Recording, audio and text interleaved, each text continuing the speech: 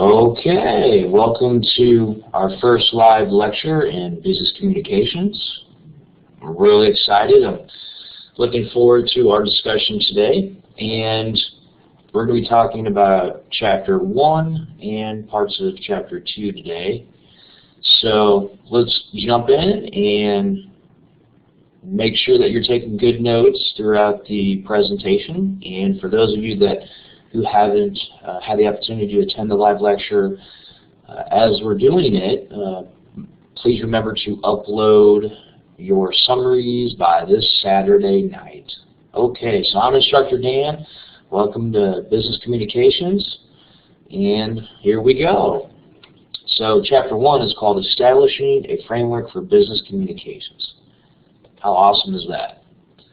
So I always like to start off with an icebreaker. And the question for the day is, what are your summer vacation plans? So I'll give you a minute to ponder that. And for me, currently my wife and I are considering going to California sometime in August to visit my brother-in-law. He works for Amazon out there, and we've been trying to get out to California for a while, but fortunately, we just haven't had the chance to, so now's the time. So we're currently working out all the details. So hopefully, for all you out there, you are planning some type of summer vacation. If not, hopefully you get to take a vacation sooner than later. All right, so let's move on. So we have a whole slide dedicated to communication. So that means communication is probably very important. But what do we know about communication? So without even looking at the slide, from day one, since we were very, very little, we've been around adults, our parents, aunts, uncles, maybe brothers or sisters as kids. So we've been around communication our whole lives. And so now we're going to try to define it in terms of the textbook. But before we do that, communication is how we relay information from us as individuals to one or more individuals, and then vice versa. So it's really something that's innate. It's a natural part of our lives. And it's very important, not only in the business world, but in the family, with friends, and our personal lives. So the first bullet point here is exchanging and interpreting information and meaning among individuals. Okay, so we definitely understand that. Every day we communicate. Just a simple task is going to the grocery store. You might ask someone, hey, I'm looking for a particular food item. Can you direct me to that aisle? Sure, let me help you. Great example of communication.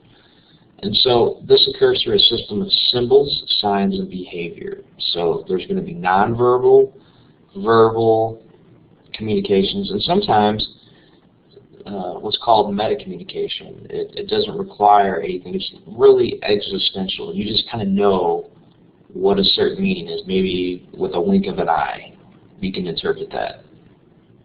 And so then as you think about all the cultures of the world and countries, everyone from the United States to Mongolia to China to New Zealand, I mean all over the world, every culture has a different set of symbols, signs, and behavior.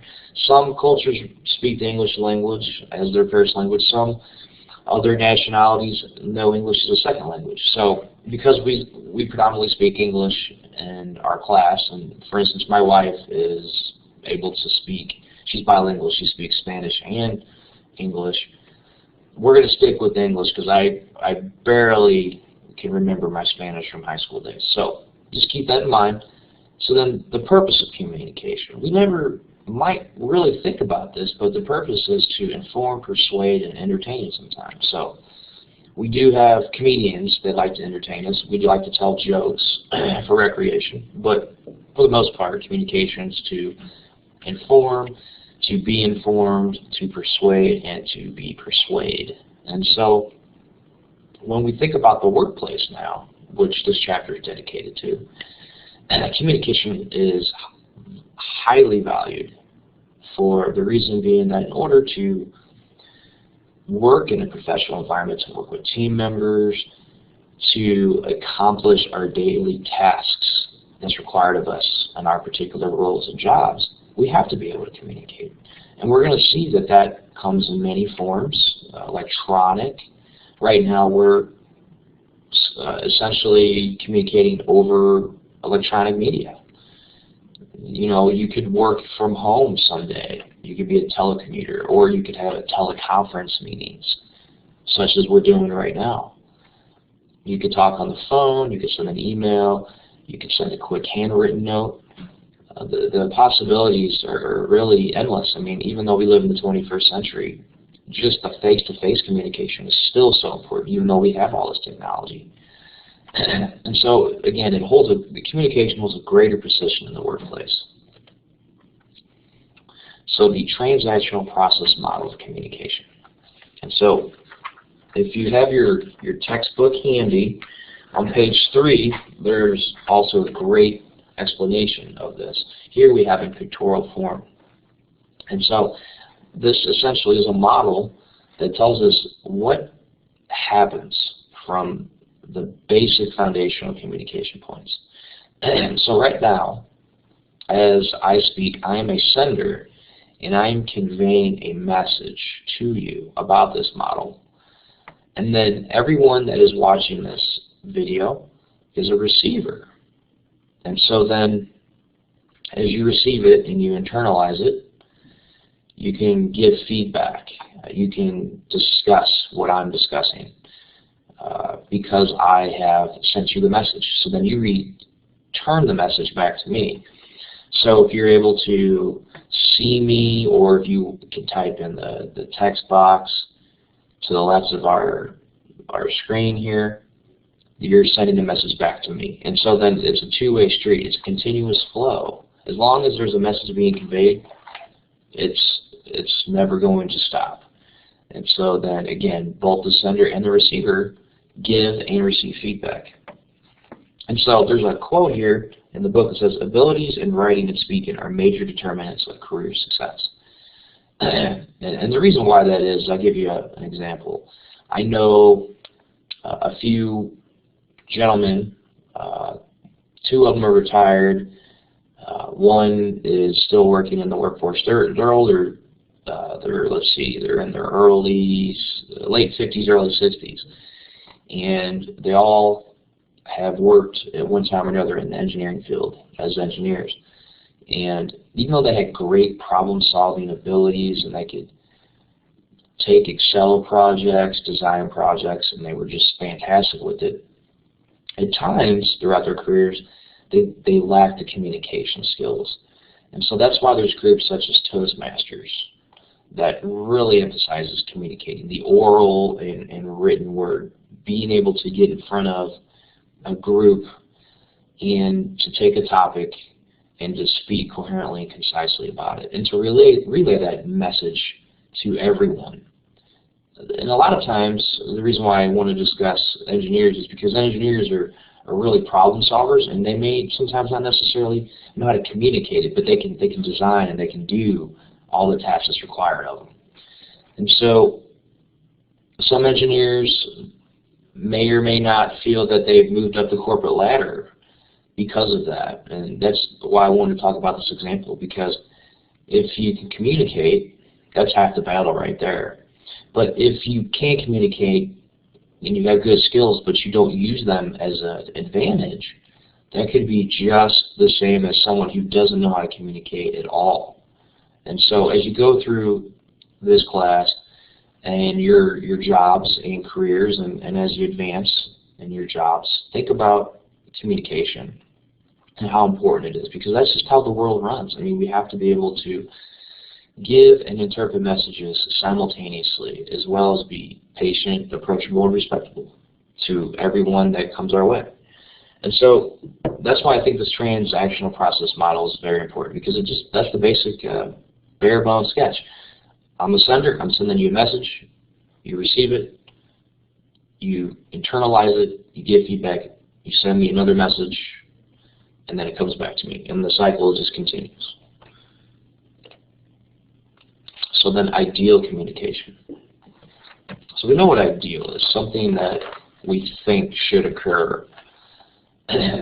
So then the bullet point here says receiving party should be able to understand the intended message.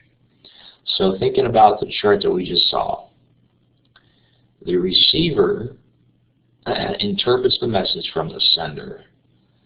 And so when we think about a receiving party, everyone that is watching this video is a receiving party as we speak. And in order for you all to interpret the message that I'm sending, I have to speak coherently and concisely. And at the same time, you as the sender need to actively listen and then pay attention to what I'm saying so you can fully understand the message I'm relaying. And so then some of our assignments, we've dealt with interferences and barriers. So what could be a potential interference in this situation?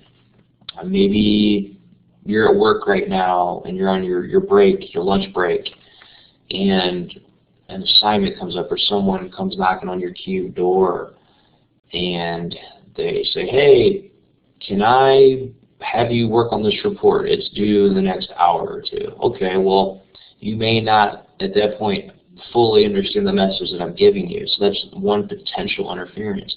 Or maybe you're at home right now, you're not feeling good, but you're trying to pay attention. That's another hindrance because you're just not feeling good.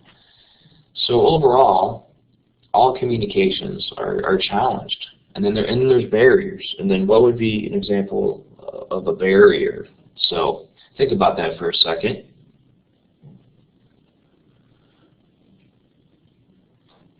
And so that basically barriers anything that gets in the way of communication. So let's say your computer crashes.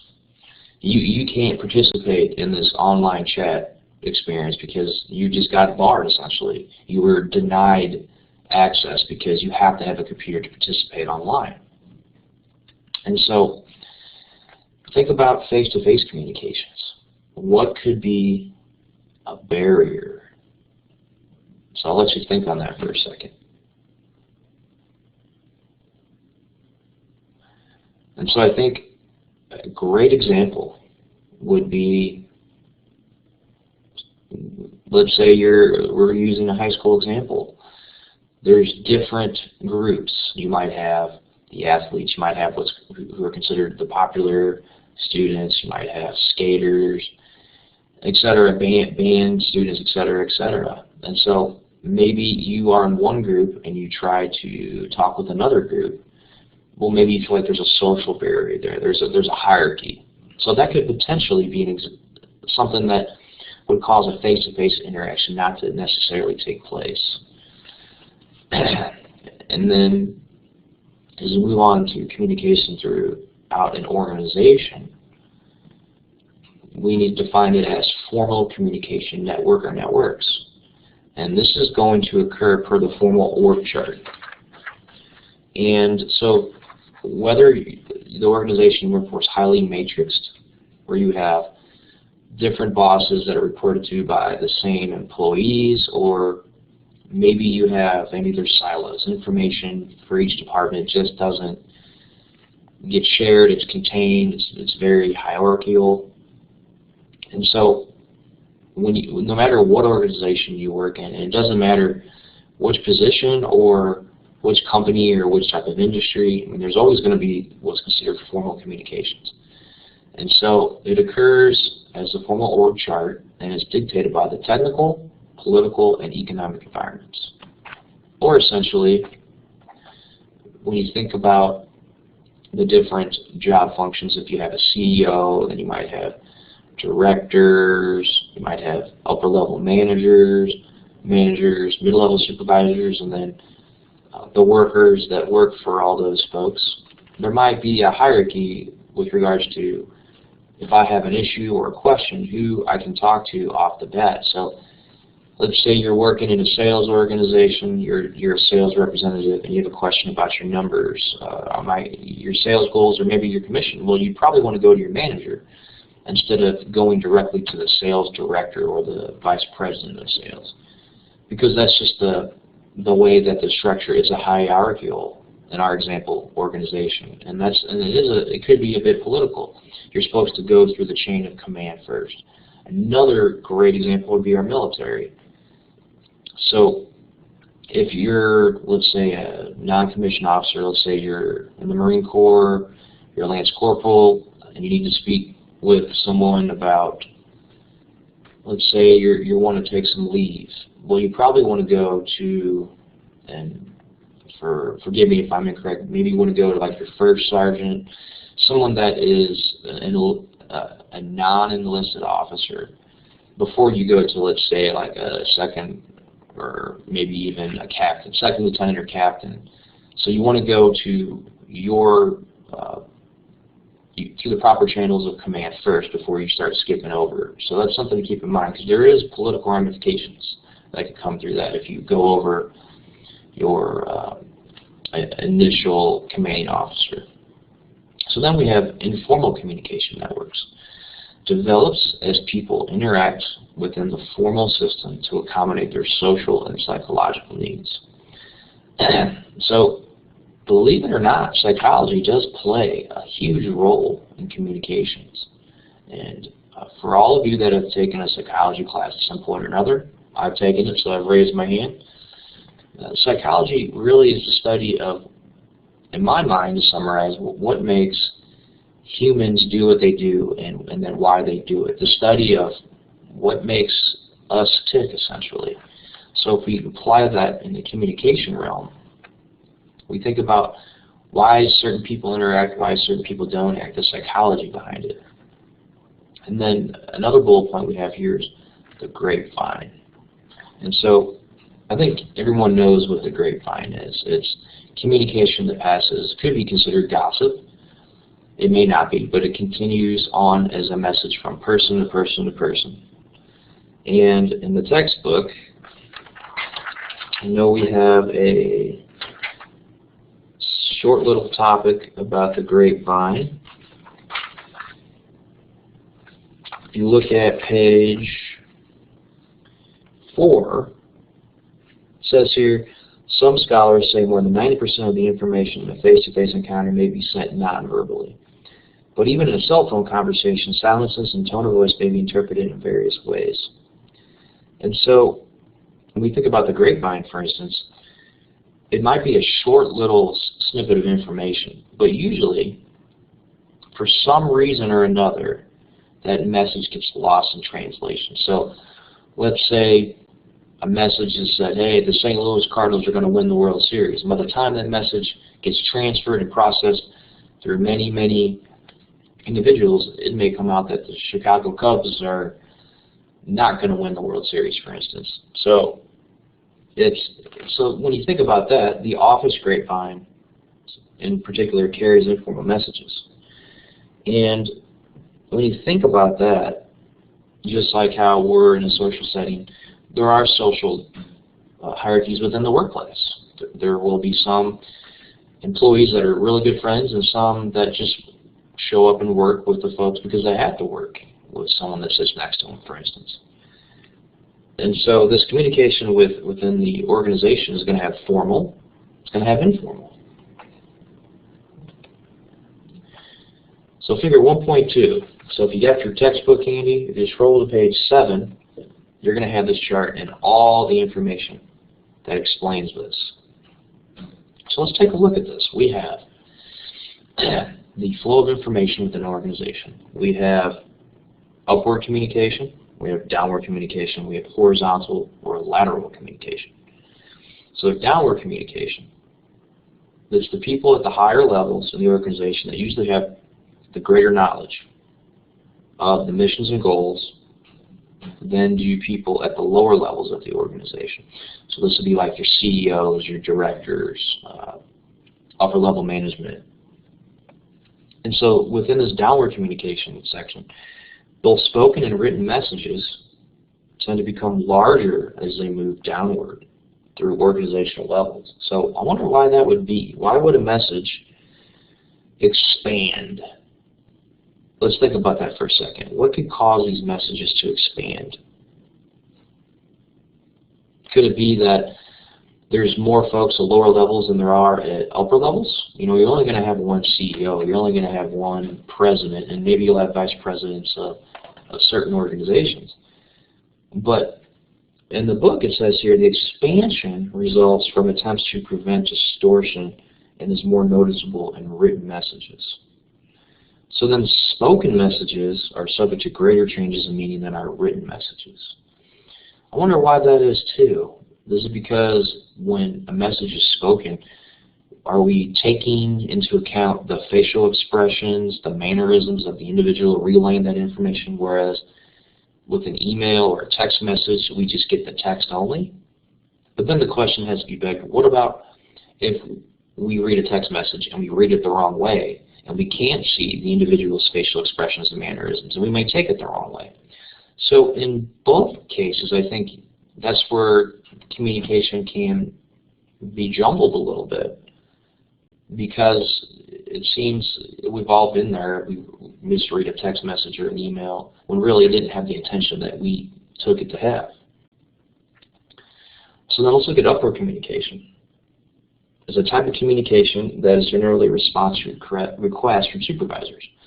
So for instance, progress reports, spoken and written, results, accomplishments, problems, and classifications. So the upward communication is usually primary feedback to requests and actions of supervisors. So if you've ever had a request, let's say you needed to schedule some time off, then you're going up the chain of command to request that. And then upward communication involves risk. And let's think about risk. So the risk is because an employee is dependent and has to trust in the supervisor when that communication is made. So if you request some days off, you're trusting your supervisors to actually document those dates in the information system that is in place for scheduling vacations. Now, if you trust your supervisor to do that and that doesn't happen, then you took a big risk, and you're taking a risk anyways. So that's when you maybe want to follow up, for instance, communicate. Use upward communication again to see if your request had been approved or not, or to find out what the status is. So then it says here on page 7, if you're following along with the text, employees will reject superficial attempts by management to obtain feedback. So again, it goes to that trust factor, having that relationship. And so that's why trust is so important. I mean, we could talk about trust and communication in every class, in every situation, because really, when it gets down to it, communication is really the building blocks of any relationship. Okay, so then let's take a look at horizontal communication, the coordination of interrelated activities that also includes problem-solving efforts. So when we think of this lateral motion, it's really the interactions between the same organizations, the same employees and coworkers in the same department. And so these internal messages are intended for everyone in that department. The external messages are for folks outside the department. And so then when we talk about internal and external, those are considered levels or forms of communication. And you definitely want to consider your audience in that aspect, because if you are communicating laterally, you want to know your audience. So you don't want to send an external message outside of your department because it's not meant for that. So you have to be cognizant of your audience at all times. So to recap, internal messages are for the folks inside your department. External are for those employees that are outside of your department. So then we talk about here the levels of communication, digging a little bit deeper. For those of you that have taken business law or will take business law, you'll learn about what's called intra and interstate commerce. And so just to kind of get your brain thinking about that, because intra and inter are really unique terms. And so when we think about intra, it's communication within yourself. That self thinking, those self-thought processes. So it's really not considered to be what we would call true communication, as it doesn't involve anyone else but the individual. So when you think about, just to kind of drive this home, intrastate commerce, it's business that's conducted inside a state by itself. Just to kind of draw an example to explain this. So when we think about interpersonal, that's going to involve two people. Communication that occurs between you and I, even though for all those of us that are watching me, whether in real time or later after this has been recorded, this really could be considered interpersonal in some aspect, because I'm talking to you as the student. You're assuming that you're by yourself, sitting there just like I am. However, if we could also take this further to the group setting, because I'm really talking to a group. But being that I'm assuming that none of you are at the same computer, that could also go back to interpersonal, like I just aforementioned. So, anyways, group communication is among more than two people, and it's achieving greater output than individual efforts could produce. So when you talk to a group, you want to make sure that your message is reached and understood by everyone in that group setting. So then when we look at group and we take it further to an organization, it's multiple groups combined in such a way that tasks may be accomplished. So now you're taking it from one group to more than one group. So the goal in the organizational communication context is providing adequate structure for groups to achieve their purposes. And then when we take that even further, we go to the public. The organization reaching out to its public to achieve its goals. The goal of reaching many with the same message. And so you may ask, well, why would an organization want to send out just one message? Well, if you look here to the right, we have the examples. And so, for instance, on the public, media, advertisement, website, communication, annual report. So it's more efficient to send out a one-size-fits-all message than to have multiple messages, because it would take a lot of extra work to try to reach different groups, where in this case, if you're advertising, let's say, a particular product, you want to reach as many as you can with the same message. And so that is an example of the public level of communication. And so there's some really good studies here in the book. And so on page 8 and 9, if you haven't done so already, I'd encourage you to read the levels of communication and then the contextual forces influencing business communication, because it's really important to have a grasp. Again, we all know what communication is, but this is preparing us inside the business realm, the professional business world, so that you can understand not only how to communicate, but to improve your communication. You can never stop learning, and especially with communicating, you can never stop improving. Always strive for that. So I think these pages 7 and 8 are very good for doing that. So then the factors influencing business communication, and that's figure 1.4. And as we study business, we're never going to get away from the legalities of business and the ethical constraints. If you look at figure 1.5, so I'll give you a second if you want to scroll to page 11. So if you look at this in tandem with 1.4, you can kind of see, okay, so we got legal and ethical constraints. But we also know that something can be considered illegal, but maybe not necessarily ethical.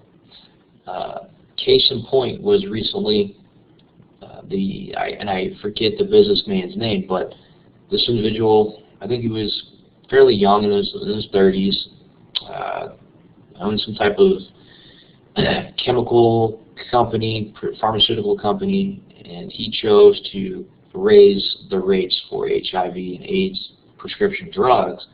I think at one point it's about $500 a pill. So ethically, that could be construed as not ethical because there are a lot of folks that depend upon that medicine. And the reason why it's considered illegal is because in the United States we are a capitalistic society. So there's a free market. So business owners can set their own prices and choose to run their business how they see fit. But being that most folks can't afford a $500 pill, that can be considered unethical because of the fact that how much money at the end of the day do you really need? If you own a company and you're charging $500 a pill, I mean, at some point you got to ask yourself, well, is that money that I really need when I could be helping others who really need this? And so that's an example of that. And if you look at page 11, talks about the different dimensions, 4 dimensions of business behavior. You have dimension 1, behavior that is illegal and unethical. Dimension 2, behavior that is illegal yet ethical. Dimension 3, behavior that is legal yet unethical. And dimension 4, behavior that is both legal and ethical. So then if you look at these influencing business communication dimensions here, you have change in technology, diversity, challenges, and team environment. Now with technology, you could use figure 1.5 in this dimension because with the technology, we have a lot of cybersecurity issues. I know in the last couple of years, a lot of Americans have experienced identity theft through the IRS. You have viruses. So then, in this changing technology realm, you could have employee access, for instance, a database and steal information. Maybe it's a sales organization and they want to find out who the clients are so that they can essentially start their own sales business and take those clients that are in that database. So looking at these dimensions, you could ask yourself, okay, which dimension would that situation be? And that's something to ponder. I'll leave you to think about that. So then with diversity challenges, in the last few years we've had gender issues. For instance, there's been questions about whether either or a male or a female can use both restrooms or not use both restrooms. How do you communicate that? And that poses a new challenge as we move on to the 21st century, especially in the news with high school students having gender identity issues and wanting to use the opposite sex's bathroom. So how does that work with communication? How does that even begin to be looked at? So these are new challenges that have just come up in the recent years. And so it's going to be very interesting what the courts and our government comes up with, especially in the education realm, high schools, schools, etc. And then ultimately the team environment. So we've already talked about trust. Trust is going to be there no matter what. Team roles, and then there's a term here called synergy. And synergy is taking two separate ideas and then putting them together so that the outcome is greater, the sum of the parts is greater than the individual parts. In the textbook, I read it verbatim. A key element in team success is the concept of synergy, defined as a situation in which the whole is greater than the sum of the parts. And so teams provide a depth of expertise that is unavailable at the individual level. And so if you look at page 18, it discusses the synergy. I mean, synergy is really kind of a newer term. I mean, you can apply that to technology, manufacturing, I mean, pretty much anything. And so this is a really good term to keep inside your head, because as you go through your career, you're going to see this, especially with hybrids. I mean, if you take a hybrid vehicle, for instance, I mean, you're taking the combustible engine and you're combining it with either a battery or electric motor, and you just created the synergy, because the outcome is a much more fuel-efficient vehicle for the environment. And so then, as we move on here, we've already discussed figure 1.5 in tandem with the other topics, and so these are really good dimensions. before we move on, I would encourage you to really focus in on these, because you will at some time or another come to a situation where you have to ask yourself, okay, so my boss just asked me to do this. Is this legal? Is this not legal? What are the ramifications? So you'll have to learn how to communicate about whether or not, I don't think this is legal per the policies, not only of our company, but of the city, state, federal laws. And then you have to ask yourself, okay, well, something isn't considered illegal, but it may be unethical. Then you have to consider, okay, how am I going to approach this? And then how am I going to communicate this information to the individuals or individual that's asking me to do this? So this is, again, a really good chart, and that's why I spent a little bit more time on it. So make sure that you really have the key takeaways from this. Okay, so with diversity skills affect one's success in today's global environment. And you're going to hear the term global quite a bit. I mean, it's not going away. I mean, globalism, discussing the world as not being such a big place anymore. I mean, a lot of companies, for instance, Apple, they design all their products in California, but they're made in China by companies such as Foxconn. And within those diversity challenges, Apple, an American company, has to learn how to navigate through the different cultural aspects of the Chinese and how to communicate what they want done, and then to work within the social structures. For instance, in China, they have over 1 billion people. They don't have a lot of space, and so I remember seeing videos of the employees that build the Apple phones, that they pretty much live at the manufacturing sites. Again, another example would be Japan. They have little pods that they sleep in at the end of their workday because there's just not a lot of space, and travel times are vast and vast distances. So some folks in Japan may not go home until the weekend. So they're spending all their days working and eating, sleeping at their place of work. So then when you think about Americans, we're completely different. You know, we have a lot of space. We like our homes. We like our breaks at work. I mean, we have laws protecting us. And so then you got to consider that, especially when you get into business itself. Like if you're trying to complete a business deal, we have a term here, ethnocentrism. I'll give you a second to digest that. So ethnocentrism, problems that occur between people of different cultures because people tend to assume that their own culture norms are the right way to do things. So for instance, if you have an American business person doing business with an Asian business person, Americans tend to like to get the job done as quickly as possible. They want to wrap things up, very outspoken and forceful, whereas let's say someone from Japan may be more about building the relationship first.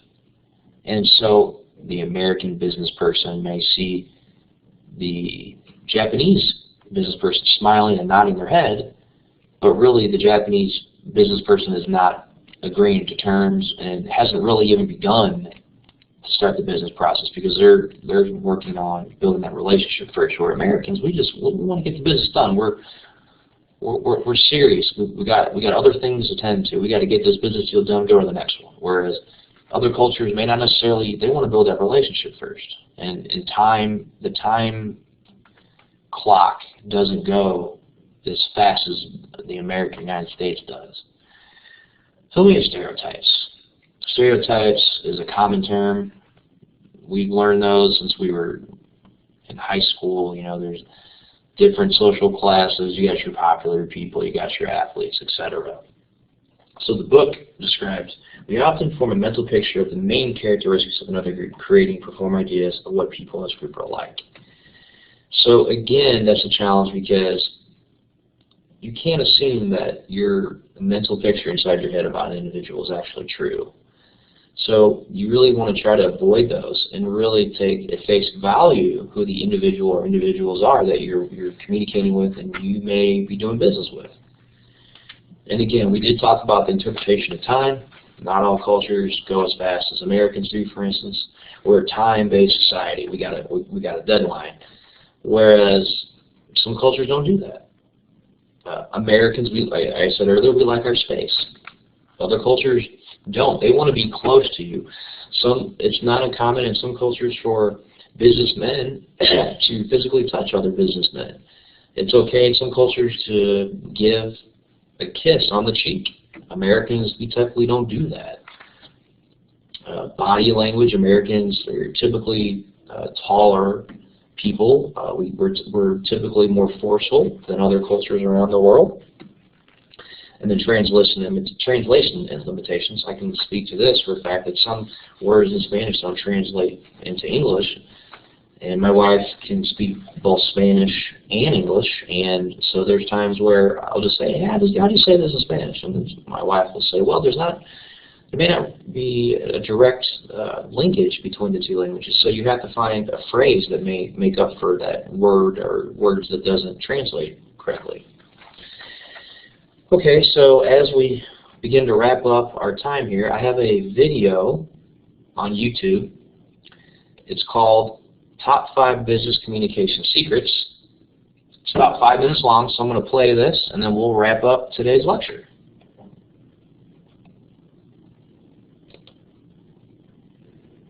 All right, some great tips from across the pond. We have the fabulous corporate consultant, expert extraordinaire, Mark Jeffries. Good morning. Good morning. I like that introduction. You like that? That's very good. Thanks. It worked on it right now. Very nice to see you. Very, very appropriate. It's great to have you here. Now, Nice to see you as well. you're mentioning it's not only how to win people in business meetings, it's etiquette, it's everything. It's all of those things. I tell you what, the area that I specialize in is soft skills. And soft skills basically is about influencing other people and taking advantage of the tiny differentiators that put you ahead of everyone else. Because everyone's doing the same thing. We're all competing. We're all trying to go for the same jobs, the same contracts. Any advantage you can take, you should. And by soft skills, you mean it's not so overt and blatant that you're trying to make a hard sell. Very subtle. It's about getting people to do what you want and think the way you want them to think without them realizing that you don't do. We could do this. We really could, and it covers every aspect of what you do. It's all common sense. How you sit down, how you shake hands, how you are with people, how you start their phone calls or start their emails. Okay. Now, I know handshakes have been talked about for a while, but can I just quickly Yes, Julie. Nice to meet you. You see, now that is perfect. I'm not just saying that because you're very, very tall. I'm saying that. So what am I not, Mark? No, not big. You confirmed that you're slim, tall, very elegant. Is that enough? Thanks, Mark. I'll pay you later. Okay, so the handshake thing. Here are the biggest mistakes that people make. And not so much the down and the lip. We know about those. But it's the early and it's the long. Okay, I'll show you an early shape. Oh, yeah. Your hand. This is the early shapes. They skip your fingers. Ooh, and it hurts and it's horrible and no one ever says anything. No one ever says, what's wrong with your handshake? No one will ever tell you. Do you say, let's do a redo? That Well, was that's what we should do, but again, we'll never admit the fault. We'll never go, I'm really sorry about that. If it doesn't involve me, it happens to me, maybe I'm just tired. Again, we'll never admit fault. Okay, that's the early. The long is this. Nice to meet you. Now you let go. But I'm still shaking. You know why I'm still shaking? Because I don't care about you. I only care about myself. So when someone shakes your hand for a long time, they're only thinking about themselves. Soft skills is about connecting with other people, reading what they want and delivering it to them. I read that as a sign of nerves that you're forgetting to let go. It could be that, but you see, it's negative, isn't it? Right. You'll never go home in the evening and say to whoever's waiting for you at home, hey, guess what? I met somebody today and their handshake was normal. You just won't do that. Right. You will say, I met someone today and their handshake was freakish. So these are things that people think about. Actually, you know what? While we're on the introduction, here's my card. Now, if I met you, I'd probably give you my business card. Okay. And we do it every day, right? Thanks very much. Yeah, great. Now, you're doing the right thing, because the wrong way to take a card, man, Yes, indeed. thank you so much, is to take it off them, put it in your pocket. It's such an insult. Because if you think about it, this card, it represents everything you've worked towards so far in your career. You're saying, I left college, I got a card, I've really done well, this is as good as I've done so far. Give it to someone. They ignore it, it's very rude. Throw away, yeah. What you do is you just take it for a second, look at it, and make a comment. It almost doesn't matter what it says.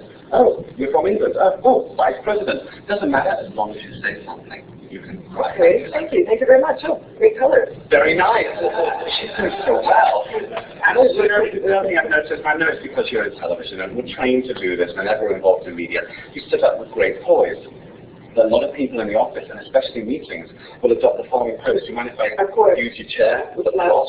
They kind of slouch. More senior people, they cross their arms, they're looking around. They use the chair as like a sun mountain. Because they're so senior, they don't have to try anymore. It's a very arrogant look, it's a very senior look, you can never do it. If you're in a meeting, you must lean forward. There's a curtain there between the edge of the table and the ceiling.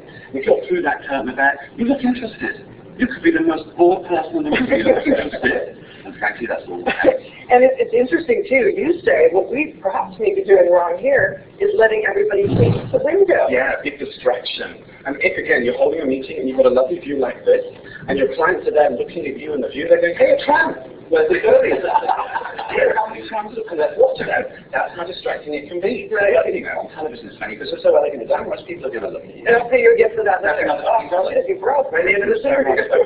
So make sure you have them facing you. That way you said you're well lit because the window is reflecting on you in the sunlight. Yes, and also that's the other thing. If you have the client facing you in the window, there's a lot of light coming in, and so you can glow like this devilish Ethereal thing. Yeah, indeed. Because you normally don't have lights like this in an office. Okay, BlackBerry etiquette. If people are taking notes, Okay, so I stopped at the BlackBerry etiquette because BlackBerries, who uses them anymore? This video is going back to about 2007.